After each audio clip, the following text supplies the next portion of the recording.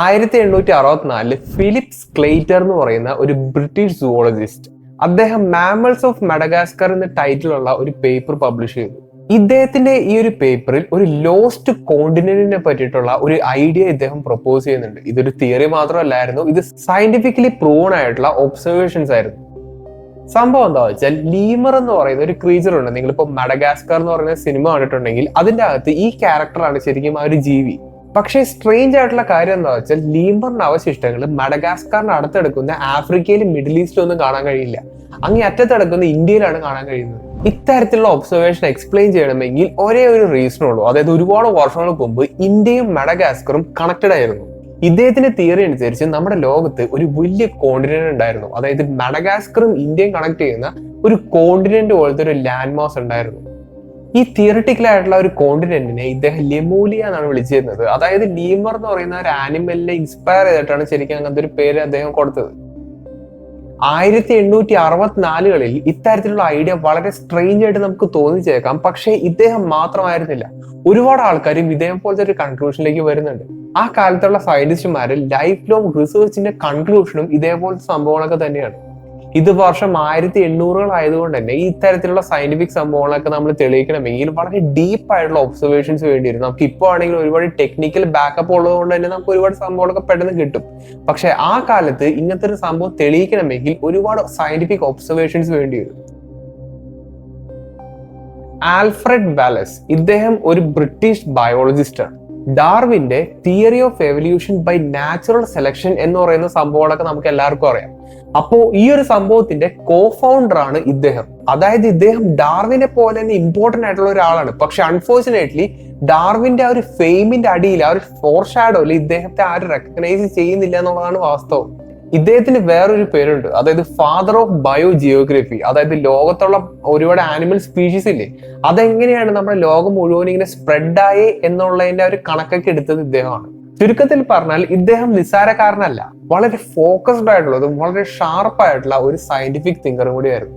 പക്ഷെ ഇദ്ദേഹത്തിന്റെ വേറൊരു സ്പെഷ്യാലിറ്റി എന്താ വെച്ചാൽ, ഇദ്ദേഹം വളരെ സ്പിരിച്വൽ ആയിട്ടുള്ള ഒരു മനുഷ്യനും കൂടിയായിരുന്നു. സയൻസും സ്പിരിച്വാലിറ്റിയും രണ്ടറ്റത്ത് കിടക്കുന്ന രണ്ട് സംഭവങ്ങളാണ് നമുക്ക് എല്ലാവർക്കും അറിയാം. പക്ഷെ ഇദ്ദേഹത്തിന്റെ കേസ് കുറച്ച് ഡിഫറെന്റ് ആയിരുന്നു. ഇദ്ദേഹത്തിന്റെ വർഷങ്ങളോളം നീണ്ടുന്ന സ്റ്റഡീസിന് ഇദ്ദേഹത്തിന്റെ ഒരു കാര്യം മനസ്സിലായി. അതായത് മനുഷ്യരുടെ, അതായത് ഹ്യൂമൻസിന്റെ ഇന്റലക്റ്റും ഇന്റലിജൻസും ഈ പറഞ്ഞ കോൺഷ്യസ്നെസ്സും അത് നാച്ചുറൽ കോഴ്സിലൂടെ സംഭവിക്കേണ്ട ഒരു സംഭവമല്ല എന്നുള്ളൊരു കാര്യം ഇദ്ദേഹത്തിന് ഏകദേശം ധാരണ കിട്ടി. അതായത് ഡാർവിനും ഇദ്ദേഹം എക്സ്പ്ലെയിൻ ചെയ്യുന്ന പോലെ തന്നെ theory of evolution by natural selection എന്ന് പറയുന്ന ഒരു സംഭവം, ആ ഒരു സംഭവത്തിൽ തന്നെ എല്ലാം ഉണ്ട്. ആ ഒരു പ്രിൻസിപ്പിൾ ഫോളോ ചെയ്തിട്ടാണ് മനുഷ്യരും ഇതേപോലെ ഇവോൾവ് ആയി വന്നേ എന്നാണ് ശരിക്കും ഇവർ പറയുന്നത്. പക്ഷെ ഇദ്ദേഹത്തിന്റെ ഒരു കണ്ടുപിടുത്തം എന്താ വെച്ചാൽ, ഇങ്ങനെ ഒരിക്കലും മനുഷ്യർക്ക് ഇത്രയും ഇന്റലിജൻസ് ഒന്നും വരില്ല എന്നുള്ളതാണ്. അതായത് നാച്ചുറൽ സെലക്ഷൻ വഴിയാണെന്നുണ്ടെങ്കിൽ മനുഷ്യർക്ക് ഇത്രയും ഇന്റലിജൻസ് വരില്ല എന്നുള്ളൊരു കാര്യം ഇദ്ദേഹത്തിന് മനസ്സിലായി. ഇതിപ്പോ റാൻഡം ആയിട്ടുള്ള ഒരു കാര്യം ഇന്റർനെറ്റിൽ വന്ന് പറയുന്ന ഒരു കാര്യമല്ല, ഇത്ര റിനൗണ്ട് ആയിട്ടുള്ള ഒരു സയന്റിസ്റ്റ് ആണ് വന്ന് പറയുന്നത്. ഫിലിപ്സ് ക്ലെയ്റ്റർ പറയുന്ന പോലെ ഒരു ലോസ്റ്റ് കോണ്ടിനെന്റിനെ പറ്റിയിട്ടൊന്നും ഇദ്ദേഹം വിശ്വസിച്ചിരുന്നില്ല. പക്ഷേ ഒരു സ്ഥലത്തെ പറ്റി ഇദ്ദേഹം എന്തായാലും വിശ്വസിച്ചിരുന്നു, ഇദ്ദേഹം സ്പെക്കുലേറ്റ് ചെയ്തിരുന്നു. ഇദ്ദേഹത്തിന്റെ ഐഡിയ എന്താ വെച്ചാൽ, ഒരു ലാൻഡ് മാസ് നമ്മുടെ ഭൂമിയിൽ പണ്ടുണ്ടായിരുന്നു, ഒരുപാട് വർഷങ്ങൾക്ക് മുന്നേ ഉണ്ടായിരുന്നു. അപ്പോൾ ഈ ലാൻഡ് മാസ് നമ്മുടെ ഭൂമിയിൽ അങ്ങനെ എക്സിസ്റ്റ് ചെയ്തത് കൊണ്ടാണ് ഈ പറയുന്ന സ്പീഷീസ് എല്ലാം ഭൂമിയിൽ അക്രോസ് ഇങ്ങനെ സ്പ്രെഡ് ആയേ എന്നുള്ളത്. ചുരുക്കത്തിൽ പറഞ്ഞാൽ ഒരു ഐലൻഡോ അല്ലെങ്കിൽ ഇദ്ദേഹം പറയുന്ന പോലെ ഒരു കോണ്ടിനെന്റോ എന്തൊരു സംഭവം നമ്മുടെ ഭൂമിയിൽ ഒരുപാട് വർഷങ്ങൾക്ക് മുന്നേ ഉണ്ടായിരുന്നു എന്നാണ് ഇവരെല്ലാരും പറയുന്നത്. 1869 ഹേൺസ്റ്റ് ഹാക്കൻ എന്ന് പറയുന്ന ഒരു ജർമ്മൻ സുവോളജിസ്റ്റ് ഇദ്ദേഹം പബ്ലിഷ് ചെയ്ത ഒരു ബുക്കിന്റെ പേരാണ് ഹിസ്റ്ററി ഓഫ് ക്രിയേഷൻസ്. ഇതിന്റെ അകത്ത് ഇദ്ദേഹത്തിന്റെ സ്റ്റഡീസിലൂടെ പറയുന്നത് എന്താ വെച്ചാൽ, മനുഷ്യര്, അതായത് ഹ്യൂമൻസ് ഒറിജിനേറ്റ് ചെയ്തത് ഏഷ്യയിൽ നിന്നാണെന്നാണ്. ഏഷ്യയിൽ നിന്നും ഹ്യൂമൻസ് ഒറിജിനേറ്റ് ചെയ്തിട്ട് ആഫ്രിക്കയിലേക്ക് മൈഗ്രേറ്റ് ചെയ്തതായിട്ടാണ്, അതായത് സ്പ്രെഡ് ആയതായിട്ടാണ് ഇദ്ദേഹം പറയുന്നത്. ഇദ്ദേഹം ഒരു സുവോളജിസ്റ്റ് ആണെന്നുള്ള കാര്യം നിങ്ങൾ ആലോചിക്കുക. ഏഷ്യയിൽ നിന്ന് ആഫ്രിക്കയിലേക്ക് സ്പ്രെഡ് ആവാൻ കാരണം ഈ പറയുന്ന പോലെ തന്നെ ഒരു അൺഐഡന്റിഫൈഡ് ആയിട്ടുള്ള അല്ലെങ്കിൽ ഒരു ലോസ്റ്റ് ആയിട്ടുള്ള ഒരു ലാൻഡ് മാസ് കാരണമായിരിക്കാം എന്നാണ് ഇദ്ദേഹം പറയുന്നത്. അതായത് ഈ മൂന്ന് പേരും പറയുന്നത് ഇന്ത്യൻ ഓഷ്യനിലാണ് ഈ ഒരു ലാൻഡ് മാസിന്റെ പ്രസൻസ് ഉള്ളതെന്നാണ്. ഈ ഒരു തിയറി, അതായത് ഒരു ലോസ്റ്റ് ലാൻഡ് മാസിന്റെ, ഒരു ലോസ്റ്റ് കോണ്ടിനെന്റ് എന്ന ഒരു തിയറി ആ കാലത്തെ സയന്റിഫിക് കമ്മ്യൂണിറ്റി വൈഡ്ലി അക്സെപ്റ്റ് ചെയ്ത, ഇരുകൈ നീട്ടി സ്വീകരിച്ച ഒരു തിയറിയും കൂടിയായിരുന്നു. കാരണം വേറൊന്നല്ല, ഈ ഒരു തിയറിയും കൊണ്ട് മാത്രമാണ് ഹ്യൂമൻസിന്റെ പോസിബിൾ മൈഗ്രേഷൻ അവർക്ക് വളരെ ക്ലിയർ ആയിട്ട് എക്സ്പ്ലെയിൻ ചെയ്യാൻ പറ്റിയിട്ടുള്ളത്. അതോടൊപ്പം തന്നെ നമ്മുടെ ജർമ്മൻ സൂവോളജിസ്റ്റ് ഒരു തിയറിറ്റിക്കൽ മാപ്പ് തന്നെ ക്രിയേറ്റ് ചെയ്തു. ഇതിന്റെ പേര് പാരഡൈസ് എന്നാണ് എടുത്തത്. അതായത് ഈ മാപ്പിൽ കൊടുത്തിരിക്കുന്ന ആ ഒരു ലോസ്റ്റ് കോണ്ടിനെന്റിന്റെ പേര് പാരഡൈസ് എന്നാണ് ഇദ്ദേഹം ഇട്ടിരുന്നത്. അപ്പൊ നിങ്ങൾ വിചാരിക്കും ഈ 3 സയന്റിസ്റ്റുമാരുടെ മാത്രം ഒറ്റപ്പെട്ട ഒരു കണ്ടുപിടുത്തമായിരിക്കുന്നുള്ളത്. പക്ഷെ ഒരുപാട് സയന്റിസ്റ്റുമാരുടെ ഒരു റിസൾട്ടാണ് ശരിക്കും ഈ പറയുന്നത്. ഇത്രയും നേരം ഞാൻ പറഞ്ഞത് പ്രൂവൺ ആയിട്ടുള്ള സയന്റിഫിക് ആയിട്ടുള്ള സ്റ്റഡീസ് ആണ്. പക്ഷെ ഞാൻ ഇനി പറയാൻ പോകുന്നത് കുറച്ചുകൂടി ഇൻട്രസ്റ്റിംഗ് ആയിട്ടുള്ള ഒരു കാര്യമാണ്. നമ്മുടെ രാജ്യത്ത് കണ്ടുവന്നിട്ടുള്ള വൺ ഓഫ് ദി ഓൾഡസ്റ്റ് ലിറ്ററേച്ചേഴ്സിൽ ഒന്നാണ് സംഘം ലിറ്ററേച്ചർ.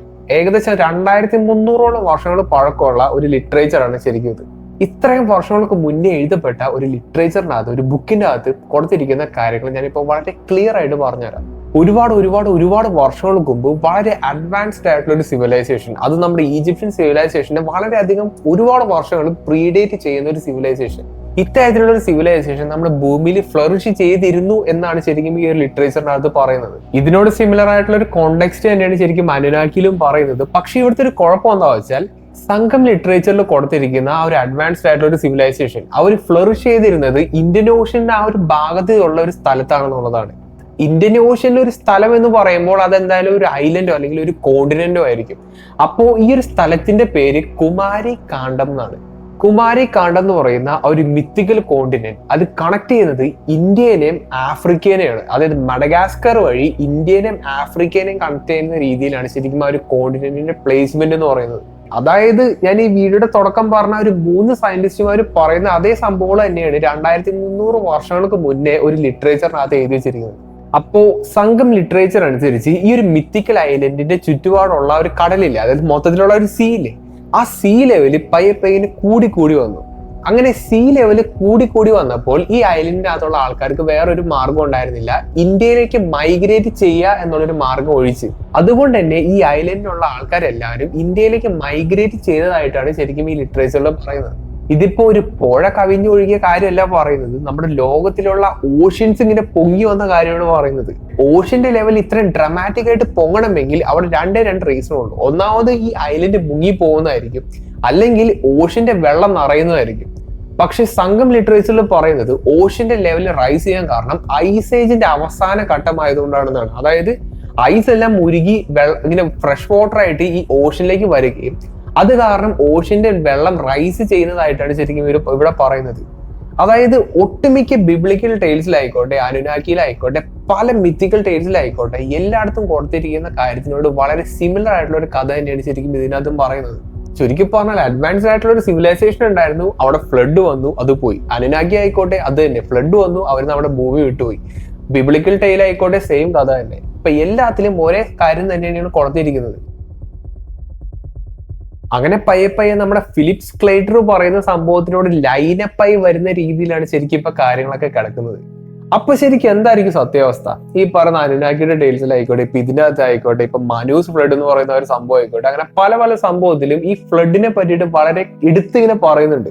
അതുമാത്രമല്ല, ഈജിപ്തിന്റെ മുമ്പിലുള്ള ഒരു ഗ്രേറ്റ് സ്ഫിങ്സ് എന്ന് പറയുന്ന ഒരു സംഭവമില്ലേ, അതിന്റെ അടുക്കും ഈ പറയുന്ന വാട്ടർ റോഷന്റെ ഒരു സംഭവങ്ങളൊക്കെ നമുക്ക് കാണാനും കഴിയുന്നുണ്ട്. അതായത് മരുഭൂമിയുടെ നടുക്ക് വാട്ടർ റോഷനെ പറ്റിയിട്ടും പറയുന്നുണ്ട്. അപ്പോൾ എല്ലാം എന്താണ് ശരിക്കും ഇങ്ങനെ പോയിന്റ് ഔട്ട് ചെയ്യുന്നത്, ഈ തിയറിറ്റിക്കൽ അല്ലെങ്കിൽ ആ ഒരു മിത്തിക്കൽ ഐലൻഡ് ആയിട്ടുള്ള ആ ഒരു ലോസ്റ്റ് കോണ്ടിനെന്റ് അത് ശരിക്കും ഉണ്ടോ? സയന്റിഫിക് സ്റ്റഡീസ് അനുസരിച്ച് ഈ പറഞ്ഞ ലാൻഡ് മാസും കാര്യങ്ങളൊക്കെ ഇല്ല, അതായത് ഇന്ത്യ അങ്ങനെയുള്ള കോണ്ടിനെന്റ്സ് ഒക്കെ ഇല്ലേ, അത് ശരിക്കും ടെക്ടോണിക് പ്ലേറ്റ്സിന്റെ മുകളിൽ നിൽക്കുന്ന ഒരു സംഭവങ്ങളാണ്. അതായത് ടെക്ടോണിക് പ്ലേറ്റ് മൂവ്മെന്റ് കാരണം ഉണ്ടാവുന്ന ഒരു കോണ്ടിനെന്റൽ ഡ്രിഫ്റ്റ് എന്നൊക്കെ പറയുന്ന ഒരു കൺസെപ്റ്റ് ഇല്ലേ, അങ്ങനത്തെ ഒരു ഇവന്റ് സംഭവിച്ചാൽ ഈ പറയുന്ന കോണ്ടിനെന്റ്സ്, അതായത് ലാൻഡ് മാസ് ഒരിക്കലും ഇങ്ങനെ മുങ്ങിപ്പോവില്ല, അതിങ്ങനെ ഡ്രിഫ്റ്റ് ചെയ്ത് ഇങ്ങനെ പോവുകയുള്ളൂ. അതുപോട്ടെ, അതെങ്ങാനും മുങ്ങിപ്പോയെന്ന് വിചാരിക്കാം, ഇത്രയും വലിയൊരു കോണ്ടിനെന്റ് അത് മുങ്ങിപ്പോയി കഴിഞ്ഞാൽ അതിന് എന്തായാലും ചെറിയൊരു അവശിഷ്ടം നമുക്ക് കിട്ടാണ്ടിരിക്കില്ല. ഇപ്പോഴത്തെ സയന്റിഫിക് തിയറീസ് അനുസരിച്ച് ഈ പറയുന്ന കോണ്ടിനെന്റ്സ് എല്ലാം ഇറോഡായി പോവാം, അതായത് ഇങ്ങനെ പയ്യെ ഇല്ലാണ്ടായി പോവാം. പക്ഷേ അതിന്റെ ട്രേസസ് എന്തായാലും നമുക്ക് കണ്ടുപിടിക്കാൻ പറ്റും, അത് എവിടെ പോയി എന്നുള്ളൊരു സംഭവങ്ങളൊക്കെ നമുക്ക് കണ്ടുപിടിക്കാൻ പറ്റും. അപ്പൊ കാണാതെ പോയ ഒരു ഐലൻഡിനെ കണ്ടുപിടിക്കാൻ വേണ്ടി നമ്മൾ എന്ത് ചെയ്യണം? വെള്ളത്തിനടിയിൽ പോയി നോക്കണം, അതായത് ഓഷ്യൻസിന്റെ അടിയിൽ പോയി നോക്കണം. ഇതിനെയാണ് നമ്മൾ സീ ഫ്ലോർ മാപ്പിംഗ് എന്ന് പറയുന്നത്. അതായത് ഇന്ത്യൻ ഓഷ്യന്റെ അടിയിൽ ഒരുപാട് അഡ്വാൻസ്ഡ് ആയിട്ടുള്ള ടൂൾസ് ആയിട്ടുള്ള സോണാർ ആയിക്കോട്ടെ, അങ്ങനെ പല മെത്തേഡ്സ് ഉപയോഗിച്ച് ഈ പറഞ്ഞ കടൽ സീ ബെഡില്ലേ അതിന്റെ ഒരു മാപ്പ് കറക്റ്റ് ആയിട്ട് നമുക്ക് എടുക്കാൻ പറ്റും. അതായത് അതിന്റെ ഏറ്റവും ചെറിയ ഒരു ഡിസ്റ്റൻസിൽ അത്ര ആക്യുറസിയിൽ നമുക്ക് എടുക്കാൻ പറ്റും. പക്ഷെ എന്തൊക്കെ ചെയ്തിട്ടും ഈ ലോസ്റ്റ് കോണ്ടിനെന്റിനെ പറ്റിയിട്ടുള്ള ഒരു ക്ലൂ പോലും നമുക്ക് കിട്ടിയിട്ടില്ല. അതായത് ഫിസിക്കൽ ആയിട്ടുള്ള ഒരു സയന്റിഫിക് എവിഡൻസ് നമുക്ക് കിട്ടിയിട്ടില്ല. ഇനിയിപ്പോ ഫിലിപ്സ് ക്ലേറ്ററിന്റെ ആ ഒരു ലോസ്റ്റ് കോണ്ടിനെന്റ് എന്ന് പറയുന്ന ഒരു തിയറി തെറ്റാണ് നിങ്ങൾ കൺസിഡർ ചെയ്യാം. അപ്പൊ അങ്ങനത്തെ ഒരു സംഭവങ്ങളൊക്കെയാണ് നമുക്ക് ഇപ്പോൾ കിട്ടിയിരിക്കുന്നത്. അങ്ങനെയാണെന്നുണ്ടെങ്കിൽ ഈ പറഞ്ഞ കോണ്ടിനെന്റൽ ഡ്രിഫ്റ്റ് കാരണം, അതായത് വലിയൊരു കോണ്ടിനെന്റ് ആയിരുന്നു ആദ്യം ഉണ്ടായിരുന്നത്, അപ്പോൾ അതിൽ നിന്ന് ഒരു പീസ് അടർന്നിട്ട് ഇന്ത്യയുടെ സൈഡിലേക്ക് പോയതായിരിക്കാം. അങ്ങനെയുള്ള സംഭവങ്ങളൊക്കെയാണ് നമുക്ക് ഇപ്പൊ കിട്ടിയിരിക്കുന്നത്. അതുകൊണ്ടായിരിക്കാം മഡഗാസ്കാറിൽ കണ്ടുവരുന്ന ഒരു ക്രീച്ചറിനെ നമുക്ക് ഇന്ത്യയിലും കണ്ടുപിടിക്കാൻ പറ്റുന്നത്. സീലാൻഡിയ എന്ന് പറയുന്ന ഒരു കോണ്ടിനെന്റ് നമ്മുടെ ഭൂമിയിൽ ഉണ്ടായിരുന്നു. ഇത്തരത്തിലുള്ള ഒരു കോണ്ടിനെന്റ് നമ്മുടെ ഭൂമിയിൽ ഉണ്ടായിരുന്നതിനെ പറ്റിയിട്ട് എല്ലാ ഡേറ്റയും, എല്ലാ സയന്റിഫിക് സ്റ്റഡീസും അനാലിസിസും അത് എങ്ങടെ പോയത്, എല്ലാ സംഭവവും നമ്മുടെ കൈവശമുണ്ട്. അപ്പോൾ ഒരു കോണ്ടിനെന്റിന് ലോസ്റ്റ് ആയി പോവാം എന്നുള്ളൊരു സംഭവം നമ്മുടെ ഭൂമിയിൽ പണ്ടേ തെളിഞ്ഞൊരു കാര്യമാണ്. സീലാൻഡിയ എന്ന് പറയുന്ന ഒരു കോണ്ടിനെന്റ് പണ്ട് ഉണ്ടായിട്ട് ഇപ്പൊ ഇല്ലാണ്ടായി പോയ സിറ്റുവേഷൻ തന്നെ ഈ ഒരു കോണ്ടിനെന്റ് ഉണ്ടാവാം എന്നാണ് ഒരുപാട് ആൾക്കാർ സ്പെക്കുലേറ്റ് ചെയ്തത്. പക്ഷെ ഡിഫറൻസ് എന്താ വെച്ചാൽ സീലാൻഡിയ എന്ന് പറയുന്ന കോണ്ടിനെന്റിനെ പറ്റിയിട്ട് നമുക്ക് ഒരുപാട് ഡേറ്റയും കാര്യങ്ങളൊക്കെ ഉണ്ട്. പക്ഷെ ലിമൂലിയ എന്ന് പറയുന്ന ഒരു തിയററ്റിക്കൽ കോണ്ടിനെന്റിനെ പറ്റിയിട്ട് നമുക്ക് യാതൊരു സയന്റിഫിക് ഡേറ്റ ഇതുവരെയായിട്ടും കിട്ടിയിട്ടില്ല. പക്ഷെ വേറൊരു ഇൻട്രസ്റ്റിംഗ് കാര്യമാണ് നാഷണൽ ഇൻസ്റ്റിറ്റ്യൂട്ട് ഓഫ് ഓഷ്യനോഗ്രഫി പറയുന്നത്. ഏകദേശം 15,000 വർഷങ്ങൾക്ക് മുന്നേ ഭൂമിയിൽ കണ്ടുവരുന്ന ഓഷ്യന്റെ ആ ഒരു ഡെപ്ത് ഇപ്പോഴത്തെ ഡെപ്തിനെക്കാളും ഒരു 100 മീറ്ററോളം കുറവായിരുന്നു എന്നാണ് ശരിക്കും അവർ പറയുന്നത്. ഞാനിപ്പോ ഈ പറഞ്ഞ കാര്യം ഒന്നുകൂടി ഒന്ന് തിങ്ക് ചെയ്ത് നോക്കാം. നമ്മുടെ ഭൂമി ചുറ്റുമുള്ള ഒരു സംഭവമാണ് ഓഷ്യൻ എന്ന് പറയുന്നത്. ഇപ്പൊ ടൈഡും കാര്യങ്ങളൊക്കെ നിങ്ങൾ വിട്ടേക്കാം, നമ്മുടെ ഭൂമി ചുറ്റുമുള്ള ഒരു സംഭവമാണ് ഓഷ്യൻ. അപ്പോൾ ആ ഒരു ഓഷ്യനിൽ ഒരു 1 ഹൈറ്റ് കൂടുന്നുണ്ടെങ്കിൽ നമ്മുടെ ഭൂമിയുടെ ഓഷ്യൻസിന് മൊത്തം 1 ഹൈറ്റ് കൂടണം. അതിനാണ് നമ്മൾ വാട്ടർ ലെവൽ എന്നൊക്കെ പറയുന്നത്. അപ്പോൾ 100 മീറ്റർ ഡെപ്തിന്റെ ഡിഫറൻസ് ആണ് ശരിക്കും 15,000 വർഷങ്ങൾക്ക് മുന്നേ ഉണ്ടായിരുന്നേ എന്നാണ് ശരിക്കും ഇവരുടെ സ്റ്റഡീസിൽ നിന്ന് പറയുന്നത്. അങ്ങനെയാണെന്നുണ്ടെങ്കിൽ ഫിലിപ്സ് ക്ലേറ്റർ പറയുന്ന ആ ഒരു ലോസ്റ്റ് കോണ്ടിനെന്റ്, കുമാരി കാണ്ഡം എന്ന് പറയുന്ന ഒരു മിത്തിക്കൽ കോണ്ടിനെന്റ്, ഇതൊക്കെ ശരിക്കും ഉള്ളതായിരിക്കും. ഇവരെല്ലാരും സ്പെക്കുലേറ്റ് ചെയ്യുന്ന ആ ഒരു ലോസ്റ്റ് കോണ്ടിനെന്റ്, അതിന്റെ റെമിനിസൻസും കാര്യങ്ങളെല്ലാം ഇത്രയും വർഷങ്ങൾ കൊണ്ട് ഇല്ലാണ്ടായി പോയതായിരിക്കും. ഇപ്പൊ ഒരുപാട് വർഷങ്ങൾ എന്ന് പറയുമ്പോൾ നമുക്ക് പറയാൻ പറ്റില്ല അത് എത്ര വർഷങ്ങൾ മുന്നേ ഉള്ള ഒരു സംഭവത്തെ പറ്റിയിട്ടായിരിക്കും ഇവരൊക്കെ റെഫർ ചെയ്യുന്നത്. നമ്മുടെ കൈവശമുള്ള ഇപ്പോഴത്തെ ടെക്നോളജിയുടെ ലിമിറ്റേഷൻസ് കാരണം അതിനെ ഡിറ്റക്ട് ചെയ്യാൻ പറ്റാത്തതുമായിരിക്കാം. അപ്പൊ നിങ്ങൾക്ക് എന്താണ് തോന്നുന്നത്? ഇങ്ങനത്തെ ഒരു ഐലൻഡ് നമ്മുടെ ഭൂമിയിൽ ഉണ്ടായിരുന്നു? ഈ പറയുന്ന പോലെ ഒരു അഡ്വാൻസ്ഡ് ആയിട്ടുള്ള ഒരു സിവിലൈസേഷൻ ജീവിച്ചിരുന്ന ഒരു ഐലൻഡ് നമ്മുടെ ഭൂമിയിൽ ഉണ്ടായിരുന്നു? ഈ സയന്റിസ്റ്റുമാരെല്ലാം സ്പെക്കുലേറ്റ് ചെയ്യുന്ന പോലെ അങ്ങനത്തെ ഒരു സംഭവം നമ്മുടെ ഭൂമിയിൽ ഉണ്ടായിരുന്നു? മാക്സിമം ഒന്ന് കമന്റ് ചെയ്ത് അറിയിക്കാൻ ശ്രമിക്കുക. നിങ്ങൾ ഇതിനെപ്പറ്റി ആദ്യമാണ് കേൾക്കുന്നെങ്കിൽ അത് തന്നെ എന്നെ അറിയിക്കാൻ ശ്രമിക്കാം. അപ്പോൾ നല്ലൊരു ടോപ്പിക്കായിട്ട് എന്തായാലും നമുക്ക് ഇനി അടുത്ത വീഡിയോ കാണാം.